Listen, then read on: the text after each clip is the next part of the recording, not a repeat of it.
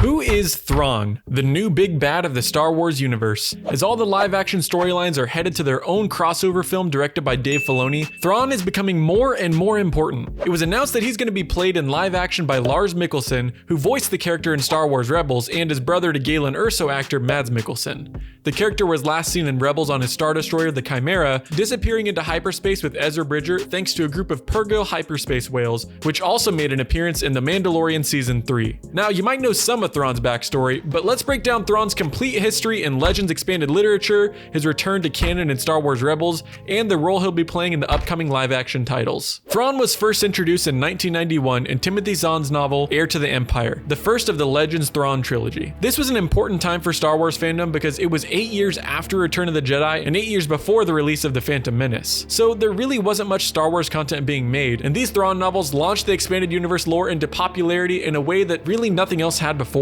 In these books, Thrawn was introduced as a genius naval commander for the Empire with Captain Pellaeon at his side, and Pellaeon actually showed up in The Mandalorian Chapter 23, played by Xander Berkeley. The books also showed how Thrawn outmaneuvered the New Republic, even nearly killing Admiral Akbar, until he was finally assassinated by a bodyguard in the last of the 3 books. One thing to note, in both Legends and in canon, Thrawn has never been defeated due to being outwitted or out-strategized, but only by being betrayed or by acts of nature that he never would have been able to predict, like hyperspace whales. He is truly one of the smartest, if not the smartest strategist in the entire Star Wars galaxy. In 2015, Disney bought Lucasfilm and they recategorized all expanded universe fiction as Legends, but in the years since, Dave Filoni has gradually begun to recanonize certain elements from Legends in titles like Star Wars Rebels, The Mandalorian, and The Book of Boba Fett. Naturally, Thrawn was one of the first of these brought in as the main antagonist in seasons 3 and 4 of Rebels. Because of this, a broader range of fans have begun to truly understand how great Thrawn is as the Grand Admiral during the reign of the Empire, chasing down the crew of the Ghost on the planet Lothal. On this planet, his hope was to construct a fleet of TIE defenders with better shielding,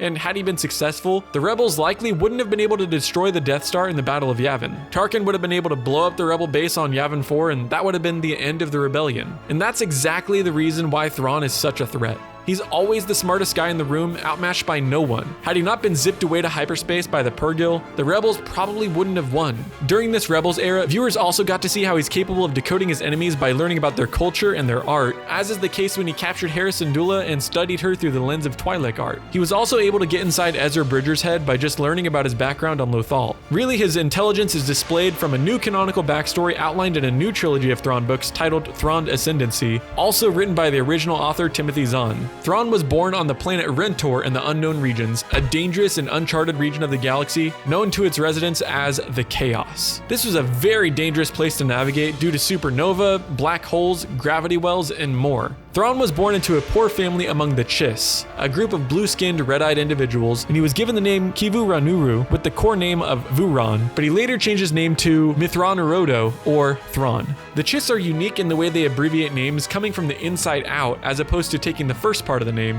which definitely says something about how complex of thinkers all the Chiss are. They think of everything from the inside out. Thrawn later became an officer for the Chiss Ascendancy, which was a smaller empire ruled by an oligarchy class of Chiss during the Clone Wars. He quickly rose through the ranks of the Chiss Ascendancy and actually briefly worked with Anakin Skywalker on a mission on Batuu, which is the setting of the Black Spire outpost in Disney's Galaxy's Edge. When the Clone Wars ended and the Empire came to power, Thrawn offered his services to the Empire, believing that it would somehow benefit the Chiss later down the line, as his main goal was to find the Empire's weaknesses in order to further the advancement of the Chiss people. Thrawn quickly rose through the ranks of the Empire and was granted the title of Grand Admiral by Palpatine himself, which was a pretty big deal because the Empire was known to be xenophobic and only promote humans to high-ranking positions. For instance, almost all the admirals and generals that we know in the Empire are humans, while those who lead the rebels include a lot of non-humans such as Admiral Akbar, Admiral Raddus, and Hera Syndulla. So for Thrawn to rise past all of that just shows how intelligent and respected he really was. Thrawn's intellect was further displayed in the book Chiss Ascendancy, in which he deduces that Darth Vader and Anakin Skywalker are the same person.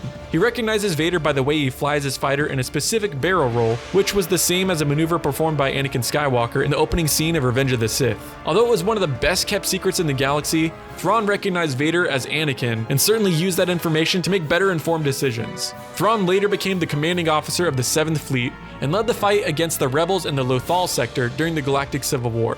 He he proposed the creation of the TIE Defender, a starfighter bomber with advanced shielding capabilities, and he worked to see it initially manufactured on Lothal before being mass-produced throughout the galaxy. Following the Battle of Atollon, the Emperor summoned Thrawn and Darth Vader for a mission to rescue a group of Force-sensitive Chiss girls enslaved by the Grisk species. After this mission, he resumed his efforts to eliminate Syndulla's rebel cell on Lothal, and during the final battle, his ship was pulled into hyperspace by a flock of Purrgil creatures, taking Thrawn and the Padawan Ezra Bridger deep into the unknown regions. Now, in the live-action titles, Ahsoka Tano was the first to bring up Thrawn's name in The Mandalorian Chapter 13, demanding Thrawn's location from his servant, Magistrate Morgan Ellsworth. Clearly, Ahsoka is still searching for Ezra Bridger after she and Sabine Wren teamed up at the end of Rebels to find him, and it looks like that search will likely be renewed in the Ahsoka series. Thrawn appeared in the trailer for this Ahsoka spin-off series, shown only from behind, but a frontal image of Thrawn's face was shown exclusively to fans at Star Wars Celebration. Additionally, Captain Pellaeon appeared in Moff Gideon's Shadow Council of Imperial Warlords in the final episodes of Season 3 of The Mandalorian, insisting on Thrawn's return to rally the scattered Imperial supporters across the galaxy. Moff Gideon dismissed Thrawn as a ghost, but it definitely looks like Thrawn is making a comeback. So why is this such a big deal now? Well, after a long line of seemingly incompetent villains, we need someone who is actually smart to challenge all the heroes we've met so far. Between some of the poorly written villains of the sequel trilogy to the more childish characters of the animated and Disney Plus series, we need a military strategist without a cult-like subservience to Palpatine or a fear of Palpatine's ghost. We need a cunning and ruthless character with a brilliant tactical mind. We need Thrawn.